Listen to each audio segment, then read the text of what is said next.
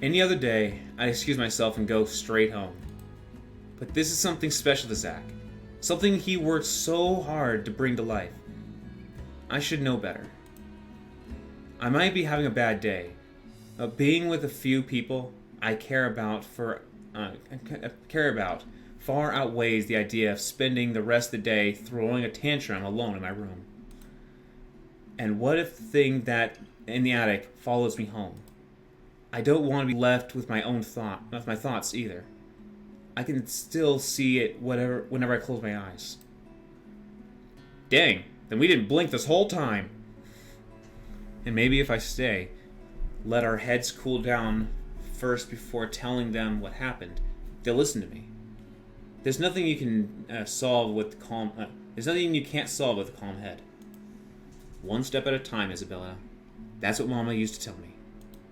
Besides, I don't have a heart to ditch Zach. No one should. If you get to know Zach, which we don't yet, but you seem to know him, so. Anyways, for what I know, so far I don't want to ditch him. He seems like a sweet dude. A smile is back in my face when I look back at them. If we keep arguing here, we're going to miss the first few minutes. All right, that's the Isabella I know. Oh, good. I thought for sure you were going to cry. Hey, shush. This time, I really do sense an elbow right into his stomach. Stupid Ash. Being vertically challenged has its perks too. What was that for? Stop calling me a crybaby! I'm not one! Aw, don't cry. Stop it! Okay, scaredy cat then. That too! If you repeat that, I swear I'll... Let's just go. Without another word, Becca goes inside. She doesn't even stop to wait for us when I call after her. Ash and I exchange looks at that. The same question like swimming inside our minds. Did something happen at school after I left? Is she having a bad day too? I'll try asking her about it later, I guess. So, you guys go catch up with her. I'll go get us the food I promised. Alright. But you'll miss it. Didn't you say watching a movie without food ain't fun? And it ain't like I haven't seen it. I made it, remember? I'll be in there soon. Hey, logic sped. Logic said. One friendly tap on the shoulder, and he's gone. A few moviegoers are still milling about. Some are still waiting in line for tickets. But otherwise, most of the crowd is already inside. There's nothing much for us to do here now. Not a word of protest comes from me when Ash gestures for the two of us to head inside. And then? Are you sure it wasn't one of the cleaning crews? Absolutely sure. Somehow, halfway through the movie, the conversation steered towards what happened in the mansion. To be fair, Zach was the one who brought it up again. In his own movie premiere. Now the film's just serving as background noise while we're speaking in hushed tones, careful not to disturb anyone else inside in the small hall. Well, except for Ash. I just hope we don't end up arguing about it again. We'd all get kicked out for sure. Though, with how loud Ash's voice is, we'll probably get thrown out way before any argument happens. Only Becca still remains engrossed in the movie, completely ignoring us. She's been quiet the whole evening, speaking only when referred to. If I don't know any better, I think we did something that offended her. Did we? And then I ran. You heard what happened after. I still think it's something else. It was standing right in front of me, Ash. He's one of the smartest people I know, but geez, he should learn to listen. Plus, didn't he say he didn't believe in these things? Why is he in this conversation again? I heard what you said, but it's a small room. There are a lot of things someone else could have done there without your knowledge. If I could see it up close, maybe I can... I am not going back there. Ain't that a problem if you're hosting an open house? Rose does the first floor tour. I ain't sure ghosts can be restricted to one room, Bella. There are no ghosts, Zach. Stop putting useless ideas in her head. Yeah, but I was thinking, maybe all the house needs is a blessing. Wasn't it left uninhabited for years? Oh, the house did change hands over the year. From one distant relative to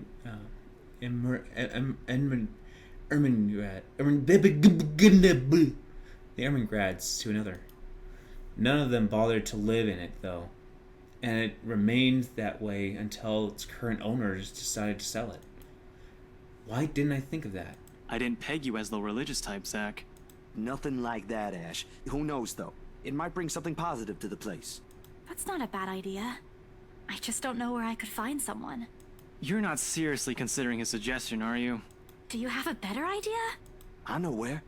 I could contact him for you if you want. You'd do that? Or we can find you a psychologist instead. There are few times in my life when I wish my glowers can kill. Glowers' eyes? Is that it? This is one of those. Ash, that is not a very appropriate thing to say right now. No, wait, that's not what I meant. Ethnographer. I meant ethnographer. This guy's a psychologist too, of course, if you... Ashton, if you don't stop... Rebecca knows the guy I'm talking about too. She can vouch for him. Becca tears her eyes from the screen at the mention of her name. Huh? What? Oh, are you talking about Professor Andrew? He used to work with my parents at the university. And can you guys keep it down? Sorry, the scaredy cat here mentioned curses.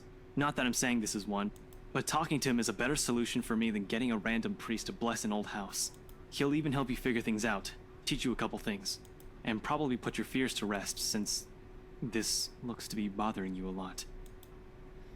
Ash might be right too. However, what Zach suggests is something I'm more familiar with. Granted, they don't believe me. They are only giving me suggestions to put my mind at ease, but it's better than being ignored or being laughed at. I could take comfort knowing that they're willing to hear me out. So, what do you think? It's your call. We'll go with whatever you want. I don't know. Who should I meet? Alright, let's go priest. I had a long chat with my peoples in the chat. I chatted with my chatting peoples, and they all said professor. So I'm just gonna press this little button right here. I'll think about it. But maybe we could go with Zach's idea? I'm not so sure about that. Well, it wouldn't hurt to try, right? If it doesn't work, it doesn't work. At least we did something than just stand around. There you go. I'll let you know when he's available, Bella. Thanks, Zach. I knew I could count on you. Guys, I said keep it down. You keep insisting that we still watch it. You're not even paying attention yourselves. It ain't a big deal, Rebecca. I'm the one who broached the subject in the first place. It's still your film, Zachary. A good film, mind you. You worked hard on this. The least we could do is watch it with you. And that's what you're all doing. I really appreciate all of you making time for this. Sorry, Becca. We'll stop now. I throw her an apologetic look, even if Ash is the only one we should be reprimanding, but her attention is already back on the screen. She's ignoring us again. When Becca's acting this way, there's a big chance something's nagging at her. We really need to talk. We all fell into an uncomfortable silence after. The kind that, the only kind only you can share with people you're most at ease with. For the first time today, the letter lays forgotten in my bag, if only for a few hours. Night has fallen by the time we exit the movie's house. Despite the late hour, the streets are still bustling with people. Those about to head home, those set to meet someone, even those simply wandering about. Walking the sea of unfamiliar souls. It strikes me how easy it is for someone to get lost in a city as nondescript as Luxborn. I was afraid too. At one point, back when I was new and had just set foot in this place. Now, with familiar faces walking with me, it feels more like home. Zach and Ash bid us goodbye shortly before Becca and I cross the other side of the street. The former calming has got a few freelance jobs to take care of before the day ends. And Ash? Who knows? He never tells. Sometimes he'll just randomly appear at your doorstep looking for a place to crash. He does that to Zach a lot, much like the latter's frustration. But he's a busy guy too, in spite of the laid-back hair he gives off. Thanks for today, everyone. No problem, Zach. I'm sorry for what happened earlier. Happy she's here. Huh? I'd love to, but shh. I'm talking with my friends right now. Shush. A sensation. Cold, sickening, drowning, my chest tightening, breathing becoming labored. I can taste blood in my mouth. The edges of my vision blurs. In the distance, amidst the countless, nameless people going about their lives, a voice reaches out to me. Pleading, even as I clench my eyes tight and clasp my hands over my ears. Whispering and whispering and whispering, calling out.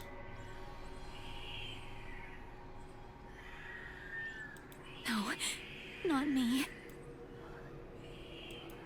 Somebody. Isabella? Earth to Isabella? At her voice, the whole world suddenly snaps into place. The murmur's gone. When I open my eyes, Becca raises an eyebrow at me in question. Weren't you listening? Are you coming with me? Oh, yeah. Just... Okay. Sorry. I spaced out. You always do that. I follow her without complaint, but not before sneaking a glance to the far end of the street, where the voice came from, where another set of eyes might be staring at me. Nothing. There are only Zach and Ash watching us as we head back where Becca parked her car. If I'm expected to see something or someone there, I try not to let it show. Try not to think of the tiny pinpricks of fear crawling at the pit of my stomach. See you guys some other time. Yeah. See ya. Another glance with a final wave. We go off on our own. I don't know what I saw. I don't know what I heard. I don't want to know. And if this is what would help me sleep tonight, I would give back that normalcy in my life. Then so be it. October 22nd, Saturday. The darkness closes around me, grasping, pulling, engulfing me. The ground caves in, and without warning, I'm falling. My eyes snap open. For an instant, it doesn't immediately register where I am. Both my back and shoulders ache after I've fallen asleep, all hunched up in the night before. Drenched in sweat, the nest of pillows I often keep around me feels more suffocating than comforting. I let my eyes adjust to the bright morning light streaming through my window, and allow my breathing to slow down before I untangle myself from the pile. I haven't had a single dream since coming to Luxport, or at least none can recall having. That's a big noodle cup. That's your mug. That noodle cup is big. That is big. Holy crap. It's a shame because they used to be so vivid. Not that crazy vivid, but more pleasant kinds I'll tell my siblings about. Maybe it's just the stress of living alone. The knowledge that I'll always wake up in an empty apartment with no one to tell stories to. What time is it? Habit forced me to look over the clock, even with the sourness weighing heavily on my shoulders, and the compulsion to never leave my bed for the day. In a heartbeat, I'm up. Oh man, of all the times to oversleep. Towel? Where's my towel? Immediately, I'm weakened.